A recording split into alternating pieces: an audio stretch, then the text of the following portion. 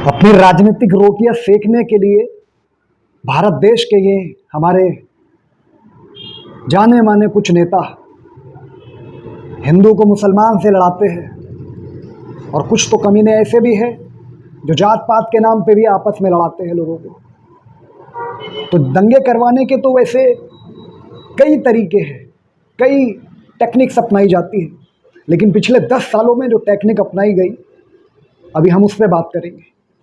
ये वीडियो आप देखिए, स्क्रीन पे जो शो हो रहा है ये 13 अक्टूबर 2024 का है, उत्तर प्रदेश के बाराबंकी का। उत्तर प्रदेश के बाराबंकी में एक तहसील है सिरौली गौसपुर, वहाँ का ये वीडियो है। और इस वीडियो में आप देखिए किस तरीके से एक मस्जिद के सामने भड़काऊ गाने बजाए जाते हैं, डीजे पे नारेबाजी की जाती है, मुल्ले काटे जाएंगे के नारे लगाए जाते हैं। और ये एक यात्रा, एक रैली नहीं है, मस्जिद के सामने बजाया गया ये पहला भड़काऊ गाना नहीं है, ये पहली घटना नहीं है।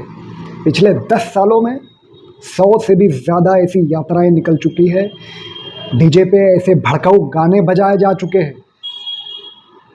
और आप देख रहे होंगे कि दंगों में यही एक टेक्निक को ज़्यादा अपनाया जा रहा है आजकल, कि मस्जिद के सामने बस आप पहुंच जाओ और बाकायदा पुलिस सुरक्षा भी आपको मिलेंगी, और उस पुलिस सुरक्षा के अंडर मस्जिद के सामने भड़काऊ गाने बजेंगे, नारेबाजी होंगी, और उस मस्जिद के सामने खड़े होकर आपको जो मुस्लिम कम्युनिटी है उन्हें भड़काना है। जानबूझ के उन्हें ऐसा भड़काना है कि वो आप पे या तो हमला कर दे, या तो हो सकता है दंगे भड़काने के लिए ये खुद होकर, इन्हीं का कोई आदमी खुद होकर आप पे हमला करे, एक आधी पत्थर मार दे आपकी भीड़ में, और उसके बाद चारों तरफ बवाल मच जाए कि भाई मुस्लिम समाज की तरफ से पत्थरबाजी कर दी गई।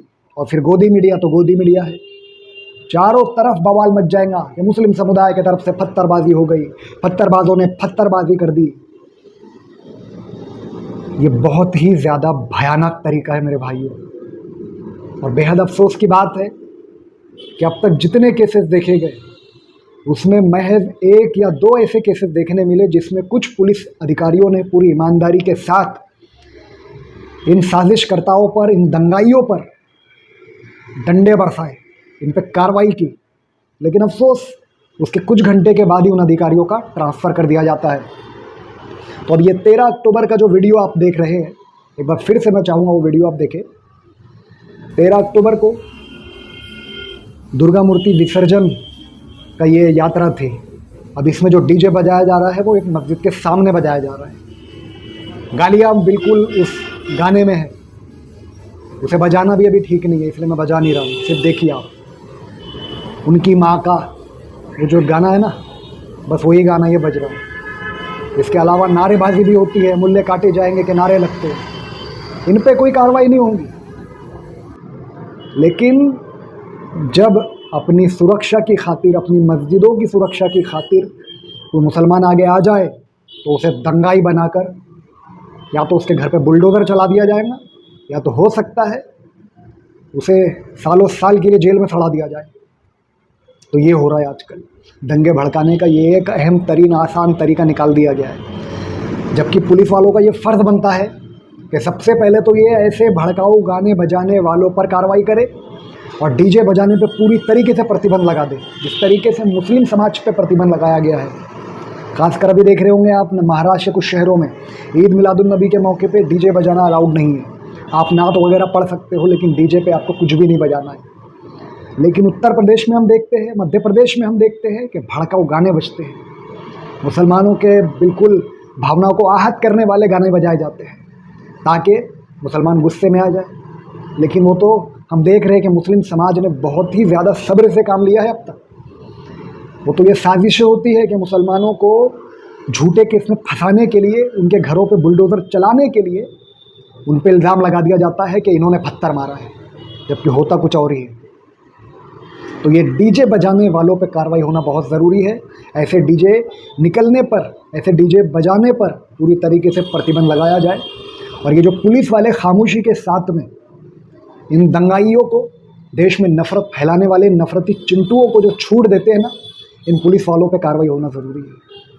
क्योंकि आप देख रहे हैं अभी ये वीडियो में ये तो एक वीडियो है। अभी आप जाइए सोशल मीडिया पे और लिखिए, खासकर ट्विटर पे जाके आप लिखिए, मस्जिद के सामने डीजे, मस्जिद के सामने भड़काऊ गाने, बस इतना लिखिए, देखिए कितने सैकड़ों वीडियो आपको मिल जाएंगे अब तक के। और इनको छूट देने वाले ये वर्दी वाले ही ज़्यादा आपको मिलेंगे, और इन पे भी प्रेशर होता है, करे क्या, इन्हें अपनी नौकरी प्यारी है, और इनके ऊपर जो नेता बैठे हुए हैं वही ये यात्राएं निकालते हैं, उन्हीं के आदेश पे यात्राएं निकलती है। और ये यात्राओं में ये जो लौंडे हैं, ये कौन है? क्या ये नेताओं के लड़के हैं? पता करो आप, आज तक ऐसी कोई यात्राएं आपको नहीं मिलेंगी जिसमें किसी नेता का कोई लड़का उस यात्रा में गया हो, कभी नहीं। क्योंकि उस नेता को भी मालूम है, जब दंगे भड़केंगे तो मेरी औलाद की जान जा सकती है, मेरा लड़का भी जेल जा सकता है।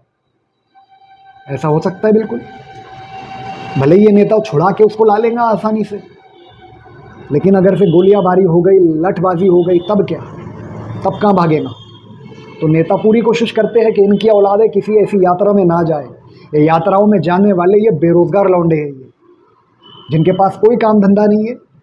और ऐसा माहौल देश में क्रिएट किया गया है कि जब बेरोज़गारी बढ़ेगी तो तभी ये धर्म के नाम का जो जहर है वो इनके दिमाग में आसानी से भर दिया जाएगा, और ये सुबह शाम सिवाय धर्म के और कुछ नहीं करेंगे। इसीलिए तो बेरोज़गारी को बढ़ाया जा रहा है। अगर रोज़गार इस देश में होता तो आज अच्छी कोई जॉब पे ये लगे होते, और इनके पास टाइम ही नहीं होता ऐसी यात्राओं में जाने के लिए। जो अपने किसी जॉब कर रहा हो, कोई कारोबार हो, उसके पास नहीं होता ये सब के लिए टाइम। लेकिन जो बिल्कुल बेरोज़गार है, कोई काम धंधा नहीं है, किसी हिंदुत्ववादी संगठन से जुड़ गया, तो उसके पास तो टाइम होता ही होता है, बिल्कुल घूमता ही है बिंदास। और उस यात्राओं में, और ख़ास करके नेताओं के ज़रिए जो ये रैलियाँ निकलती है इनकी इलेक्शन के वक्त, उसमें जाने के लिए इनको पैसा मिलता है, फुकट में नहीं जाते, ये पैसे दिए जाते हैं जिसमें उनका थोड़ा बहुत खर्चा पानी निकल सके। तो मैं बात कर रहा हूँ एंडिंग में, दंगे भड़काने का एक सबसे आसान तरीका आज जो अपनाया गया है वो है मस्जिदों के सामने, ख़ास करके मुस्लिम एरिया में, वहाँ पे आप अपने इस डीजे को खड़े कर दो और ज़ोर से गाने बजाओ, मुस्लिम समाज की भावना को आहत करने वाले गाने बजाओ, नारेबाजी करो, अजीब भड़काऊ नारे लगाओ जिससे मुस्लिम भड़क उठे।